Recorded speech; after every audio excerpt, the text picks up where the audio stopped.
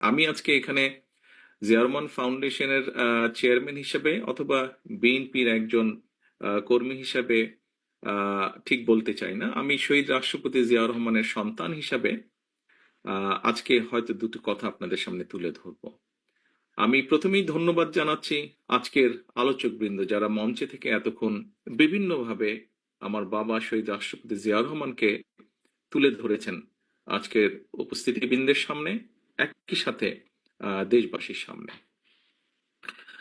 আমরা যদি খেয়াল করে দেখি, আমরা আলোচকবৃন্দ যে সকল বিষয়ে আলোচনা করেছেন শহীদ রাষ্ট্রপতি জিয়াউর রহমানের ব্যাপারে, আমরা মোটামুটি ভাবে হয়তোবা তিন ভাবে আমরা দেশের প্রয়োজনে, মানুষের প্রয়োজনে, সময়ের দাবিতে বিভিন্নভাবে যদি আমরা পর্যালোচনা করি, শহীদ রাষ্ট্রপতি জিয়াউর রহমানকে আমরা হয়তো তিন ভাবে দেখতে পাই, যেটি ছিল সময়ের দাবি বা পরিস্থিতির কারণে। প্রথম যদি আমরা দেখি, একজন সৈনিক হিসাবে একজন সৈনিকের কমিটমেন্ট হচ্ছে তার দেশের প্রতি, দেশের মানুষের প্রতি, দেশের মাটির প্রতি, দেশকে রক্ষা করা, দেশের মানুষের কে রক্ষা করা, সার্বভৌমত্বকে রক্ষা করা। আমরা দেখেছি শহীদ রাষ্ট্রপতি জিয়াউর রহমান যখন সময় এসেছে দেশের স্বাধীনতা রক্ষা করা বা স্বাধীনতা ছিনিয়ে আনার, আমরা যখন দেখেছি সময় এসেছে দেশের মাটিকে রক্ষা করা শত্রুর কবল থেকে, আমরা যখন দেখেছি যে সময় এসেছে দেশের মানুষকে রক্ষা করা, দেশের মাটি সার্বভৌমত্বকে রক্ষা করা, সেই সময় শহীদ রাষ্ট্রপতি জিয়াউর রহমান স্বাধীনতার ডাক দিয়েছেন।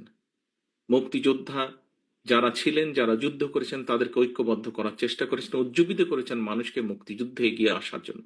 এবং একজন সৈনিক হিসেবে যা দায়িত্ব, সেই দায়িত্ব উনি সর্বোচ্চ দিয়ে উনি পালন করেছেন। এবং আলহামদুলিল্লাহ, আল্লাহর মতে বাংলাদেশের মুক্তিযোদ্ধাদেরকে সাথে নিয়ে যুদ্ধ করে দেশ স্বাধীন করেছিলেন ওনারা সকলে মিলে। কাজেই খুব সংক্ষেপে যদি দেখি, একজন সৈনিকের যে দায়িত্ব, সেই দায়িত্ব উনি পালন করেছেন। আমি বিশ্বাস করি, যেহেতু উনি একজন সশস্ত্র বাহিনীর সদস্য ছিলেন, বর্তমান এবং আগামী দিনে সশস্ত্র বাহিনীর যে সকল সদস্য আসবেন, দেশের স্বাধীনতা, সার্বভৌমত্ব, দেশের মাটিকে রক্ষার শপথ নিয়ে তারা শহীদ রাষ্ট্রপতি জিয়াউর রহমানের যে বীরত্ব, সৈনিক হিসাবে ওনার যে কাজগুলো, কমিটমেন্ট, সেটি তাদের সকলকে উজ্জীবিত করবে, সাহসী করবে। এরপরে যদি আমরা দেখি, সময়ের প্রয়োজনে, দেশের প্রয়োজনে, পরিস্থিতির কারণে শহীদ রাষ্ট্রপতি জিয়াউর রহমানকে একজন রাজনীতিবিদ হিসাবে আমরা দেখেছি। একজন রাজনীতিবিদের যেই কাজ, উনি একজন সৈনিক হয়েও তারপরে যখন উনি রাজনীতিবিদ হিসাবে আবর্তিত হলেন বা রাজনীতিবিদ হিসাবে উনি যখন কাজ শুরু করলেন, সেই সময় আমরা দেখেছি যে উনি ঢাকা শহরের ভিতরে বসে থাকেননি।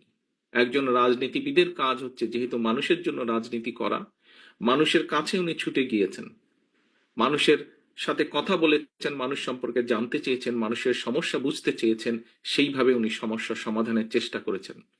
উনি যে আদর্শ দিয়েছেন, যে 19 দফা দিয়েছেন, সেগুলোর মাধ্যমে উনি মানুষকে ঐক্যবদ্ধ করার চেষ্টা করেছেন, জাতিকে বিভক্ত না করে। পূর্বে আমরা দেখেছি, উনি দায়িত্ব গ্রহণের আগে আমরা দেখেছি বিভিন্ন রকম থিওরি দিয়ে জাতিকে বিভক্তির চেষ্টা হয়তো করা হয়েছিল, কিন্তু উনি চেষ্টা করেছেন সকল জাতিকে বাংলাদেশি বলতে যাদেরকে বোঝায়, বাংলাদেশ, এখানে আলোচকবৃন্দ আলোচনা করেছেন, স্বাভাবিকভাবেই একটি দেশের মধ্যে বিভিন্ন ধরনের মানুষ থাকতেই পারেন, থাকাটাই স্বাভাবিক। উনি চেষ্টা করেছেন সকলকে এক জায়গায় নিয়ে আসার জন্য, এবং সবচেয়ে সেটি ধর্ম, বর্ণ, সকল কিছুর উপরে গিয়ে উনি একটি পরিচয় দিয়েছিলেন, আমরা বাংলাদেশি, যেই পরিচয়ে আমরা আজকে সমগ্র বিশ্বে পরিচিত। একজন রাজনীতিবিদ হিসেবে উনি সেটা করেছিলেন। এবং আজকে এত বছর পরেও আমাদের যে এই দল, বাংলাদেশ জাতীয়তাবাদী দল, যার একজন কর্মী আমি, সামনে যারা বসে আছেন অনেকেই তার কর্মী, মঞ্চে উপস্থিত আছেন কয়েকজন এই দলের কর্মী হিসাবে, নেতা হিসাবে।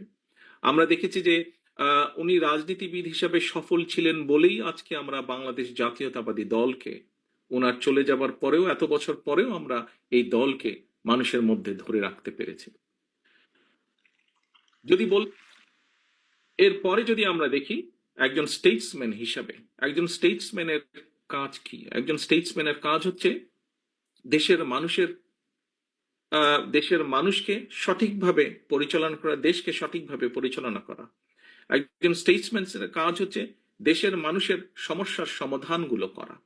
আমরা যদি দেখি এখানে আজকের প্রধান আলোচক নজরুল ইসলাম খান সাহেব, উনি ওনার বক্তব্যে বলেছেন, ওনার যেহেতু সরাসরি কাজ করার সুযোগ হয়েছিল শহীদ রাষ্ট্রপতি জিয়াউর রহমানের সাথে, তার ওনার সেই এক্সপিরিয়েন্স থেকে উনি কতগুলো কথা বলেছেন। কাজে আমরা যদি দেখি, যেমন আজকে আমরা আলাপ করছি, প্রায় আমরা বলে থাকি দুটো বিষয় নিয়ে। বাংলাদেশের যে বৈদেশিক মুদ্রার যে সোর্স, একটি হচ্ছে গার্মেন্টস শিল্প, আরেকটি হচ্ছে প্রবাসীদের রেমিটেন্স। এই দুটোও কিন্তু, এই দুটোতে জিয়াউর রহমান সাহেবের অবদান আছে। এই দুটোকে বাস্তবায়নের জন্য উনি উদ্যোগ নিয়েছিলেন এবং আলহামদুলিল্লাহ সফলও হয়েছিলেন। একজন এরপরে অনেকগুলো বছর গিয়েছে, কিন্তু আমরা এখন পর্যন্ত সেভাবে বড় কোনো সেক্টর বের করতে সক্ষম হইনি যা আমাদেরকে বৈদেশিক মুদ্রায় সাহায্য করবে। কাজে স্টেটসম্যান হিসেবে উনি দেশের বেকারদের কর্মসংস্থানের ব্যবস্থা করেছিলেন। উনি স্টেটসম্যান হিসেবে সমস্যার সমাধান করেছিলেন দেশের বৈদেশিক মুদ্রার।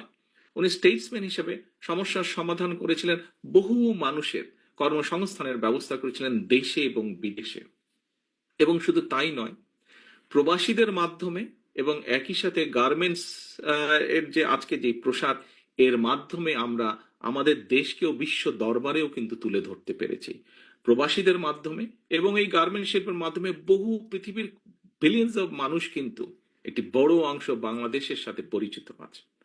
প্রিয় সহকর্মীবৃন্দ, একজন স্টেটসম্যান হিসেবে যদি আমরা অন্যদিকেও দেখি, তাহলে আমরা এখানে উজ্জ্বল সাহেব বলেছেন কিভাবে উনি দেশের শিল্প সংস্কৃতিতে অবদান রেখেছেন। আমরা যদি স্পোর্টসের ক্ষেত্রেও দেখি, সেখানেও তার অবদান আছে। কাজেই আমরা স্টেটসম্যান হিসেবেও যদি ওনাকে বিবেচনা করি, সার্কের কথা এসেছে, সার্ককে বাস্তবায়ন করার মাধ্যমে উনি কিভাবে বাংলাদেশকে বিশ্ব দরবারে তুলে ধরতে সক্ষম হয়েছিলেন। এইভাবে যদি আমরা অনেকগুলো দেখি, এখানে পররাষ্ট্র মন্ত্রণালয় পররাষ্ট্র সচিবের দায়িত্ব পালন করেছেন একজন বক্তা ছিলেন। উনি ওনার বক্তব্যে তুলে ধরেছেন যে কিভাবে স্টেটসম্যান হিসেবে উনি বিশ্ব দরবারে বাংলাদেশকে তুলে ধরেছিলেন।